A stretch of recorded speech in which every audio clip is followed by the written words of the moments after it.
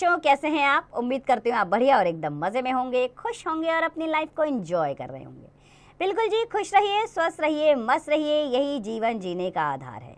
देखिए, जब हम खुश होते हैं तो हम हर कार्य को निपुणता से करते हैं। तो चलिए रहते हैं खुश और बढ़ते हैं अपने अध्याय की ओर। हमारे अध्याय का नाम है बच्चों मेरी रूस यात्रा।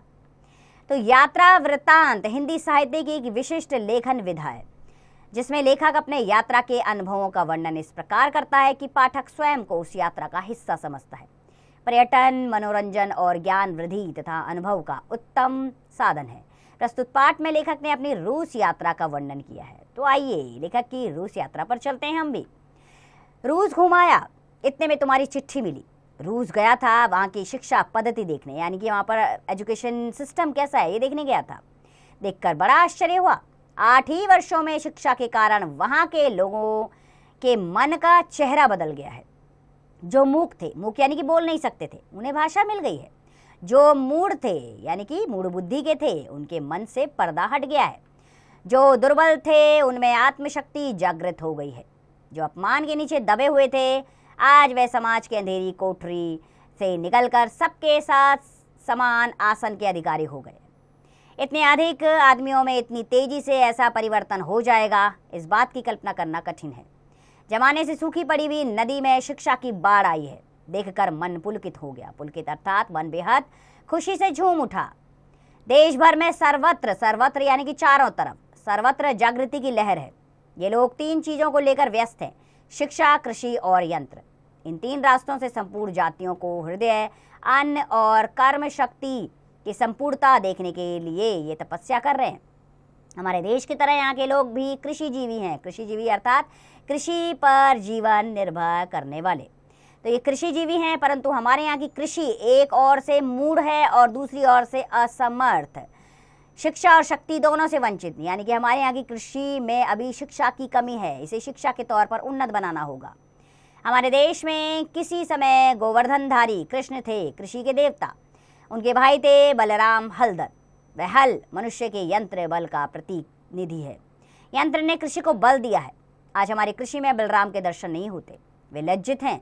जिस देश में उनके अस्त्र में तेज हैं, वे वही चले गए हैं। रूस की कृषि ने बलराम को बुलाया है।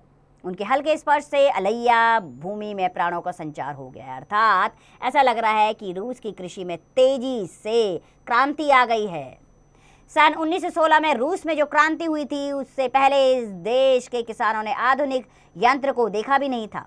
वे तब भारतीय किसानों की तरह एकदम कमजोर और दुर्बल थे, भूखे थे, निसहाय थे, मूक थे। आज देखते देखते इनके खेतों में हजारों की संख्या में यंत्र काम कर रहे हैं। पहले ये लोग गरीब बेचारे थे, आज ये बलराम है। इन सब के पीछे यहाँ की शिक्षा पद्धति है। यहाँ शिक्षा पद्धति सजीव है। शिक्षा को जीवन के साथ जोड़कर रखा जाता है। शिक्षा को जीवन से अलग कर देने पर वह भंडार की चीज बनी रहती है, खासकर पेट भरने की चीज नहीं बनती। यहाँ आकर देखा कि इन लोगों ने शिक्षा में प्राण भर दिए हैं। इन्होंने घर गृहस्थी की सीमा से स्कूल की सीमा को अलग नहीं रखा है। यह जो कुछ सीखते सिखाते हैं, वह पास करने या पंडित बनाने के लिए नहीं, बल्कि मनुष्य बनाने के लिए ही सिखाते हैं। हमारे देश में विद्यालय हैं, लेकिन पुस्तकों की पंक्तियों का ऐसा बोझ लाद दिया जाता है कि फिर हम में मन को ठीक रास्ते पर चलाने की शक्ति ही नहीं रहती। मैंने कितनी बार अपने यहाँ के छात्रों से बात करने की कोशिश की है। इन सब के पीछे यहाँ की शिक्षा पद्धति है। यहाँ शिक्षा पद्धति सजीव है। सजीव यानी कि जो दिखती है। शिक्षा को जीवन के साथ जोड़कर रखा जाता है। शिक्षा को जीवन से अलग कर देने पर वह भंडार की चीज़ बनी रहती है, खासकर पेट भरने की चीज़ नहीं बनती। यहाँ आकर देखा कि इन लोगों ने शिक्षा में प्राण भर दिए हैं। उन्होंने घर गृहस्थी की सीमा से स्कूल की सीमा को अलग नहीं रखा है। यह जो कुछ सीखते सिखाते हैं, वह पास करने या पंडित बनाने के लिए नहीं, बल्कि मनुष्य बनाने के लिए ही सिखाते हैं। हमारे देश में विद्यालय हैं, लेकिन पुस्तकों की पंक्तियों का ऐसा बोझ लाद दिया जाता है कि फिर इसमें मन को ठीक रास्ते पर चलाने की शक्ति ही नहीं रहती। मैंने कितनी बार अपने यहाँ के छात्रों से बात करने की कोशिश की है, पर देखा उनके मन में किसी तरह का जिज्ञासु भाव है नहीं, अर्थात किसी तरह के जानने की इच्छा उनके अंदर बची नहीं है। उन्होंने जानना सीखा ही नहीं। वह सीखी सिखाई हुई विद्या को दोहराकर परीक्षा में अंक इकट्ठे करने में लग जाते हैं। रूस में शिक्षा पद्धति के संबंध में अनेक तरह के परीक्षण हो रहे हैं, यानी कि बहुत खोजें की गई हैं इसमें। उनके बारे में बाद में लिखूंगा। शिक्षा विधि के संबंध में रिपोर्टों और पुस्तकों से जाना जा सकता है। लेकिन शिक्षा का चेहरा मनुष्य के भीतर प्रत्यक्ष दिखाई देता है। यह मैंने अपनी आंखों से देखा है। यहाँ पायनियर्स कम्यून के नाम से आश्रम स्थापित किए गए हैं। उन्हीं में से एक को देखने गया था।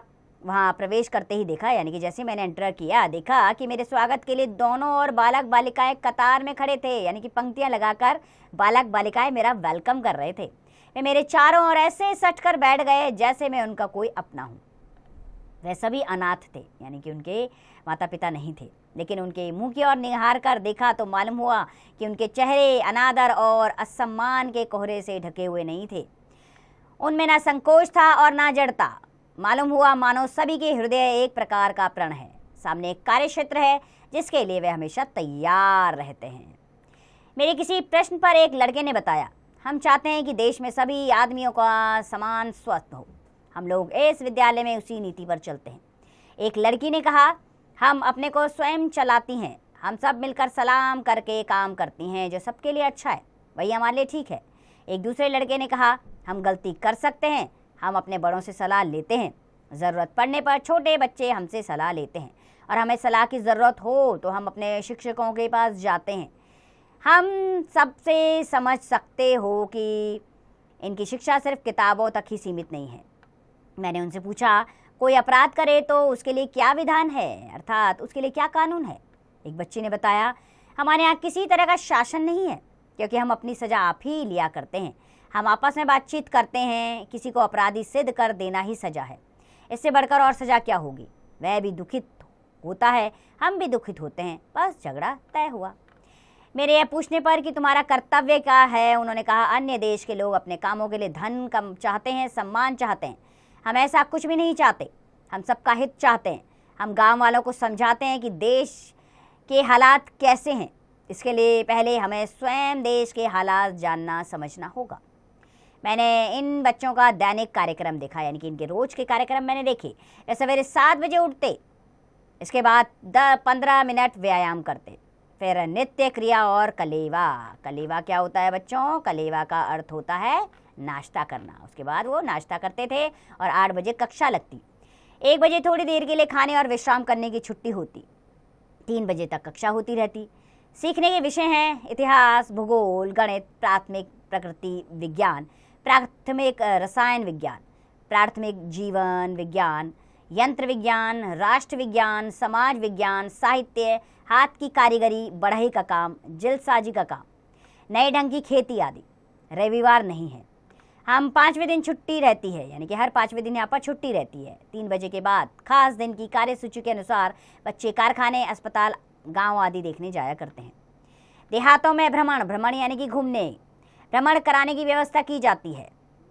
रात का कार्यक्रम है, कहानियाँ पढ़ना, कहानियाँ सुनाना, तर्क करना, साहित्य और वैज्ञानिक सभाएं करना आदि। छुट्टी के दिन बच्चे अपने कपड़े धोते हैं, घर और आसपास की सफाई करते हैं आदि। तो विद्यालय में भर्ती होने की उम्र है 7-8 साल और विद्यालय छोड़ने की उम्र है 16 वर्ष। इनका अध्ययन काल हमारे देश की तरह लंबी लंबी छुट्टियों से पोला नहीं गया है, इसलिए थोड़े ही दिनों में ये बहुत ज़्यादा पढ़ सकते हैं। यहाँ की शिक्षा की एक बहुत बड़ी विशेषता है कि जो कुछ भी पढ़ाया जाता है बच्चे उसकी तस्वीर साथ साथ बनाते हैं। इससे पाठ का विषय मन पर चित्रित हो जाता है। चित्रांकन में हाथ सज जाता है, यानी कि बच्चे चित्रकारी भी इससे करना सीख जाते हैं और पढ़ने के साथ साथ रूप चित्रण का आनंद भी मिल जाता है।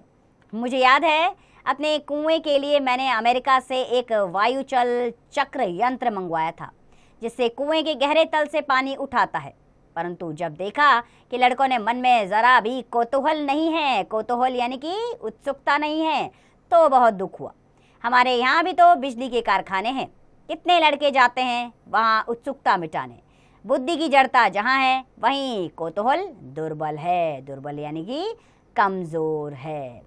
अर्थात अगर आपके अंदर उत्सुकता नहीं है किसी चीज़ को जानने के लिए तो आप दिन प्रतिदिन कमज़ोर होते जाएंगे, दुर्बल होते जाएंगे। किसी चीज़ को सीखने के लिए उत्सुकता का होना बेहद आवश्यक है। आपके अंदर जिज्ञासा होना बेहद आवश्यक है। जिज्ञासु बनिए, प्रेरणा लीजिए। बहुत से ऐसे लोग हैं जिनके जीवन में कुछ नहीं था, लेकिन फिर भी उन्होंने ऐसे कारनामे कर दिखाए हैं जो हमारे लिए सम्माननीय हैं। तो हमें उनकी जीवन से सीख लेते हुए आगे बढ़नी चाहिए। तो ये थी लेखक की रूस यात्रा। अब इससे संबंधित प्रश्न आ रहे हैं बच्चों। मौखिक अभिव्यक्ति का पहला प्रश्न, रूस के लोग किन 3 चीजों को लेकर व्यस्त हैं? किन 3 चीजों को लेकर वो व्यस्त रहते हैं? एक तो रहते हैं वो अपनी कृषि को लेकर व्यस्त, ठीक है, कृषि को लेकर, शिक्षा और यंत्र, इन 3 चीजों को लेकर वो व्यस्त रहते हैं। बाकी के प्रश्न आप स्वयं करेंगे। हम अगले प्रश्न की ओर बढ़ते हैं बच्चों। हमारा अगला प्रश्न, लिखित अभिव्यक्ति का क सही उत्तर वाले गोलों को रंगिए। इसमें पहला वाक्य है, रूस की क्रांति कब हुई? रूस की क्रांति हुई थी 1916 में, ठीक है, तो डी वाला विकल्प सही है इसमें। बाकी के विकल्प आप स्वयं चुनेंगे।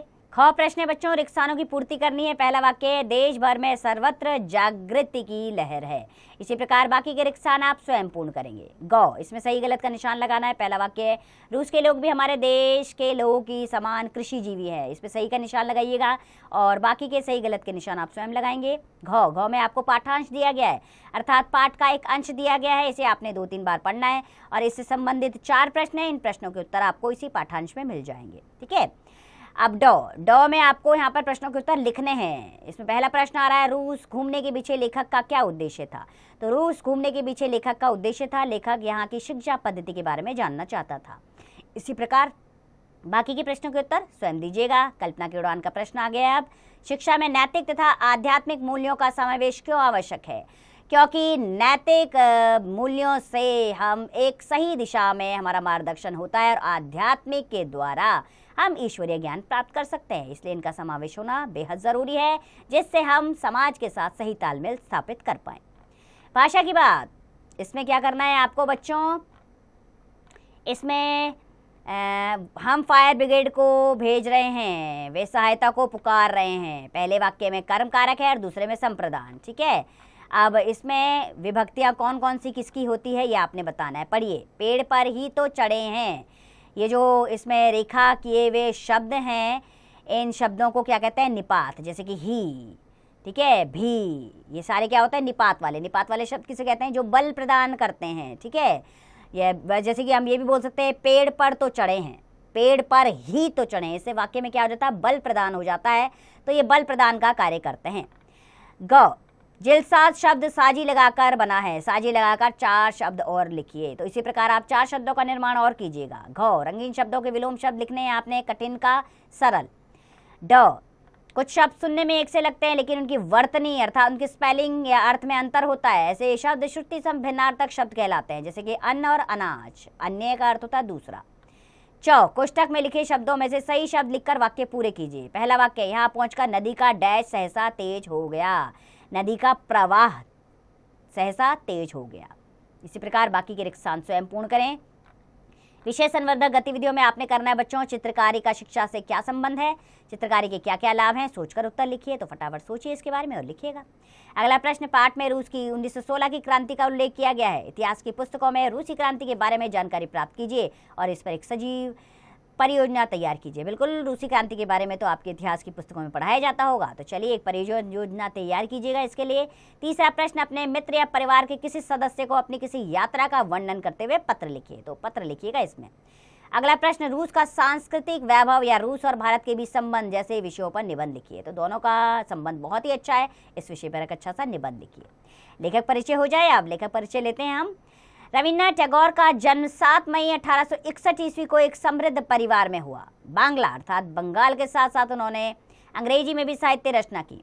इन्होंने साहित्य की निबंध, काव्य, कहानी, उपन्यास, नाटक आदि सभी मुख्य विधाओं पर साहित्य रचना की। गीतांजलि, करना मुझको क्षमा, भारत प्रशस्ति, जनगणमन, भारत का राष्ट्रगान आदि सभी काव्य हैं। काबुलीवाला, प्रेम का मूल्य, भिकारिन आदि कहानियां हैं। इनकी प्रमुख ये रचनाएं हैं। इनके काव्य संग्रह गीतांजलि पर इन्हें सन 1915 ईस्वी में नोबेल पुरस्कार प्राप्त हुआ। 7 अगस्त 1941 को इनका स्वर्गवास हो गया। तो रविन्द्रनाथ टैगोर द्वारा लिखा गया अध्याय है जिसमें उन्होंने रूस की शिक्षा पद्धति के बारे में बताया है कि किस प्रकार वहाँ के बच्चों को व्यावहारिक ज्ञान दिया जाता है। उन्हें किताबों के बोझ तले नहीं दबाया जाता, वे हर चीज़ को प्रैक्टिकल तौर पे करते हैं जिससे उनको आम जीवन में इसे समझने में आसानी हो जाती है। तो बच्चों, आप समझ गए होंगे शिक्षा पद्धति का हमारे जीवन में कितना महत्वपूर्ण स्थान है। शिक्षा हमारे जीवन को एक उन्नत दिशा की ओर ले जाती है। इसी उद्देश्य के साथ ये लेख आपके सामने था। तो खुश रहिए, स्वस्थ रहिए, मस्त रहिए और इस पाठ का अभ्यास करते रहिए।